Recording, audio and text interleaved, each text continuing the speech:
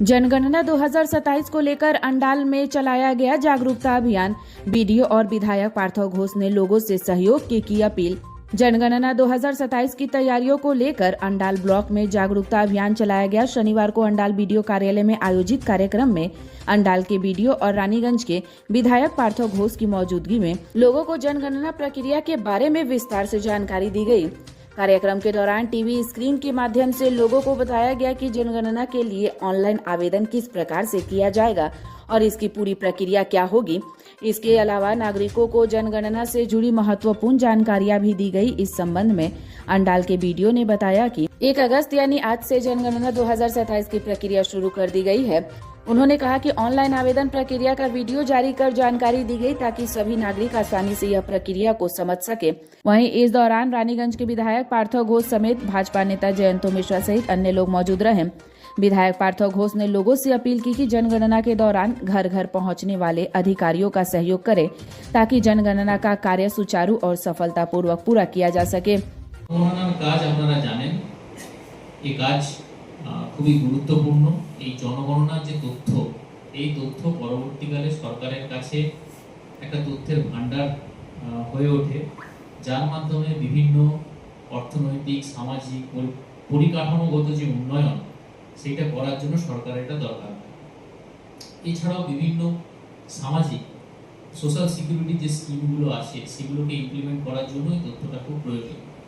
আমি আপনাদের যারা মিডিয়া বন্ধুরা আছেন এবং আপনারা যারা আছেন তাদের মাধ্যমে আমি অন্ডালবাসীর কাছে, সমস্ত অন্ডালের যারা বাসিন্দা তাদের কাছে আমি অনুরোধ করছি, তারা এগিয়ে আসুন, এই জনগণনায় অংশগ্রহণ করুন, আপনার তথ্য সঠিকভাবে ফিল আপ করুন এবং এই জনগণনার যে এত বড় একটা প্রক্রিয়া সেটাকে সাফল্যমণ্ডিত করে তুলুন। আপনাদের প্রত্যেকের সাহায্য আমরা প্রার্থনা করছি। এরপরে আমরা এগিয়ে যাচ্ছি। আমরা একটা ছোট ভিডিও আছে, আপনাদেরকে একটু দেখাবো। এটা ফিল আপ করুন। না, আজকে দেখুন সব জায়গাতে তো ক্যাশও আছে, ক্যাশলেসও আছে। অনলাইনেও পেমেন্ট করি, আবার ক্যাশেও দিই।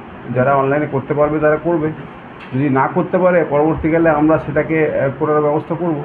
ওটা নিয়ে কোনো চিন্তার কোনো বিষয় নেই। যে কেউ যদি না করতে পারে, টেকনিক্যালি যদি সবাই সাউন্ড না হয় বা কারো কাছে যদি মোবাইল না থাকে বা সে যদি নেট না চালাতে পারে বা কোনো কারণে সে করতে পারলো না, পরবর্তীকালে সেটা করে দেওয়া হবে, ওটার জন্য কোনো চিন্তা নেই। আর আপনারা জানেন 2011-এর পরে এটা হচ্ছে, বহুদিন পরে।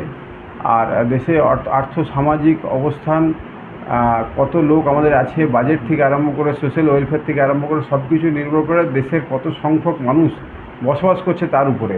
তো সেই সঠিক তথ্য আনার জন্য যেমন গভর্নমেন্ট বদ্ধপরিকর, গভর্নমেন্ট চাইছে আসুক, তার সাথে সাথে আমি সাধারণ নাগরিককে অ্যাপিল করব যে আপনারাও অবশ্যই এই যে পোর্টাল আছে সেই পোর্টালটাতে ফিল আপ করুন। ফিল আপ করার পরে একটা আইডি আসবে, সেই আইডিটা রাখুন। এটা চলবে, এই ড্রাইভ চলবে, সেটা হচ্ছে যে 1 তারিখ মানে আজ থেকে 15 আগস্ট অবধি। এর পরবর্তীকালে 16 আগস্ট থেকে সেপ্টেম্বরের একটা ডেট আছে আমাদের, 4 সেপ্টেম্বর সম্ভবত, 15 সেপ্টেম্বর অবধি আমাদের লোকজন যাবে, সরকার থেকে সরকারি অফিসিয়াল যাবে, তাদের বাড়িতে গিয়ে তাদের কাছে তথ্য সংগ্রহ করবে এবং বিশেষ করে যারা অ্যাপ্লাই করবে, এই অ্যাপ্লিকেশন করার পরে তাদের একটা আইডি নাম্বার জেনারেট হবে, সেই আইডি নাম্বারটা শেয়ার করতে হবে। যদি কোনো কারণে কেউ করতে না পারে, চিন্তা করার কোনো বিষয় নেই। আর না করতে পারলে যে সে কোনো কিছু থেকে বঞ্চিত হবে বা সে কোনো গভর্নমেন্ট ফেসিলিটি পাবে না, এরকম কোনো বিষয় নাই। করতে পারলে খুব ভালো, না করতে পারলে আমরা গিয়ে আমাদের অফিসিয়াল লোকজন গিয়ে সেটা করে আসবো।